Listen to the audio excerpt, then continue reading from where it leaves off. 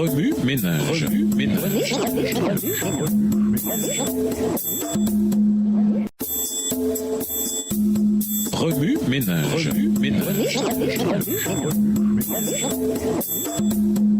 Bienvenue dans votre émission Remue ménage. Nous voilà à la leçon de dimanche, élus pour amener d'autres à Dieu. Les priorités d'abord. Nous vous invitons à lire Romains le chapitre 11. L'Épître aux Romains, en particulier le chapitre 11, traite de questions difficiles. La façon dont nous percevons Dieu peut grandement affecter notre compréhension des Écritures.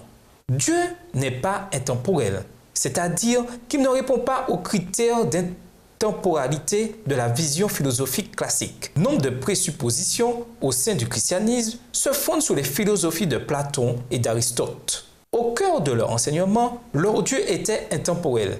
Il n'était pas affecté par le temps et était incompatible avec le temps. Lorsque cette idée d'intemporalité est adoptée dans la doctrine chrétienne, Dieu est dorénavant perçu comme étant incapable d'entrer dans l'histoire humaine. Selon ces philosophies, Dieu est essentiellement confiné dans les limites de l'intemporalité.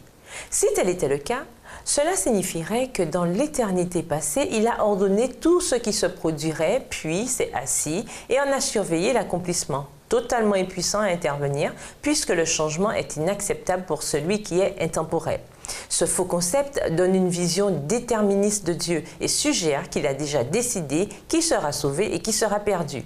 Si au fil de notre lecture des Écritures, nous refusons cette mentalité de déterminisme, alors des passages tels que Romains 11 deviendront un peu plus faciles à comprendre. Le moindre de tous les peuples. Lisons Deutéronome 7, versets 7 à 9. Deutéronome 7, les versets 7 à 9. « Ce n'est point parce que vous surpassez en nombre tous les peuples que l'Éternel s'est attaché à vous et qui vous a choisi, car vous êtes le moindre de tous les peuples.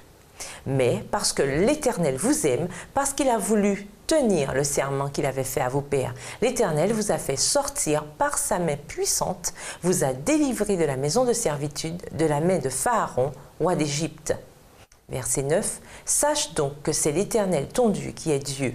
Ce Dieu fidèle garde son alliance et sa miséricorde jusqu'à la 1000e génération envers ceux qu'il aime et qui observent ses commandements. » Si Dieu vous avait choisi, vous, votre famille et votre nation tout entière pour être son peuple spécial, qu'éprouveriez-vous? Un sentiment d'honneur. C'est là une réponse appropriée. Après tout, vous avez tous été choisis par celui qui est saint. La communauté israélite avait reçu une invitation à imiter le saint. Lévitique 20, verset 26. Quel honneur extraordinaire!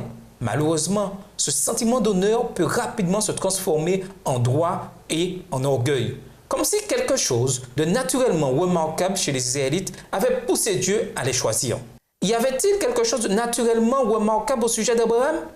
Est-ce pour cette raison que Dieu l'appela à quitter sa patrie et à se rendre dans un pays étranger? Genèse 12, verset 1. Abraham n'avait rien fait qui le recommandait au Créateur. Dieu parla simplement et Abraham répondit.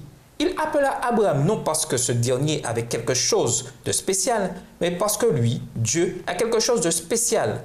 Dieu choisit Abraham pour une raison quelconque. Il aurait pu facilement choisir quelqu'un d'autre. Ce simple détail aurait dû être une leçon d'humilité pour les Israélites. Malheureusement, ils perdirent de vue le fait que Dieu choisit qui il veut, quand il le veut et pour la raison de son choix.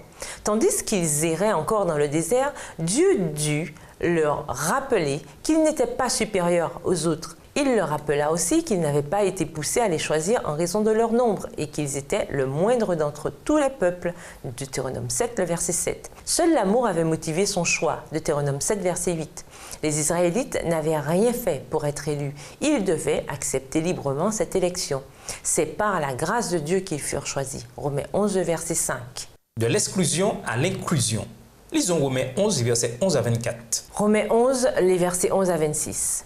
Je dis donc, est-ce pour tomber qu'ils ont bronché? Loin de là. Mais par leur chute, le salut est devenu accessible aux païens, afin qu'ils fussent excités à la jalousie. Or, si leur chute a été la richesse du monde et leur amoindrissement la richesse des païens, combien plus en sera-t-il ainsi quand ils se convertiront tous? Je vous le dis à vous, païens, en tant que je suis apôtre des païens, je glorifie mon ministère, afin, s'il est possible, d'exciter la jalousie de ceux de ma race et d'en sauver quelques-uns. Car si leur rejet a été la réconciliation du monde, que sera leur réintégration, sinon une vie d'entre les morts? Or, si les prémices sont saintes, la masse l'est aussi. Et si la racine est sainte, les branches le sont aussi. Mais si quelques-unes des branches ont été retranchées, et si toi qui étais un olivier sauvage, tu as été hanté à leur place et rendu participant de la racine et de la graisse de l'olivier, ne te glorifie pas aux dépens de ces branches. Si tu te glorifies, sache que ce n'est pas toi qui portes la racine, mais que c'est la racine qui te porte. Tu diras donc, les branches ont été retranchées afin que moi je fusse hanté. Cela est vrai. Elles ont été retranchées pour cause d'incrédulité. Et toi, tu subsistes par la foi. Ne t'abandonne pas à l'orgueil, mais crains. Car si Dieu n'a pas épargné les branches naturelles, il ne t'épargnera pas non plus. Considère donc la bonté et la sévérité de Dieu. Sévérité envers ceux qui sont tombés et bonté de Dieu envers toi. Si tu demeures ferme dans cette bonté, autrement tu seras aussi retranché. Eux de même, s'ils ne persistent pas dans l'incrédulité, ils seront hantés car Dieu est puissant pour les hanter de nouveau. Si toi tu as été coupé de l'olivier naturellement sauvage et hanté contrairement à ta nature sur l'olivier franc, à plus forte raison, eux seront-ils hantés selon leur nature sur leur propre olivier.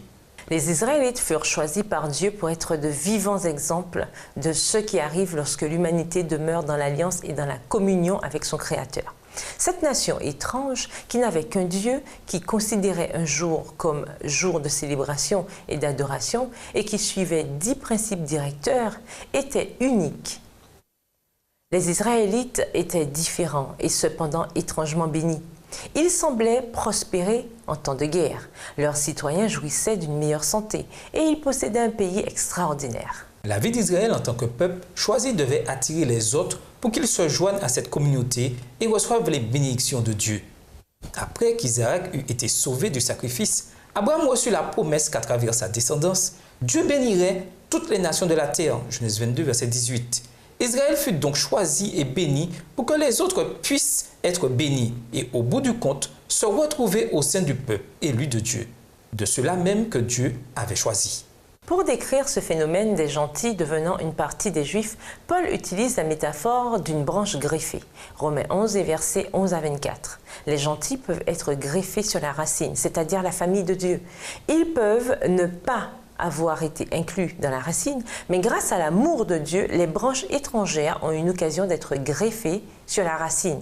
Dieu a étendu le salut à tous ceux qui croiraient.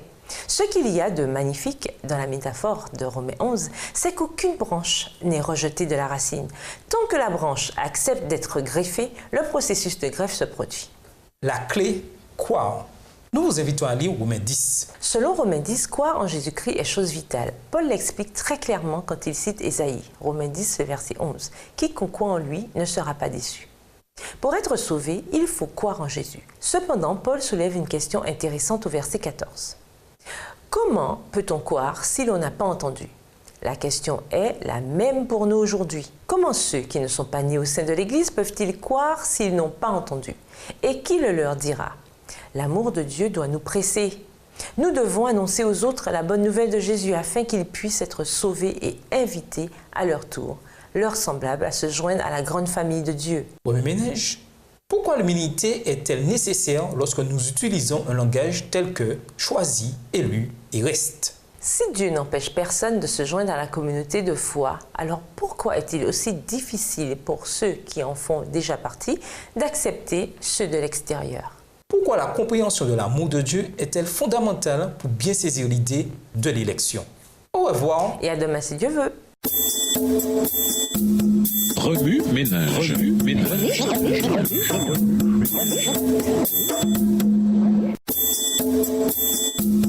Remue ménage. Remue ménage.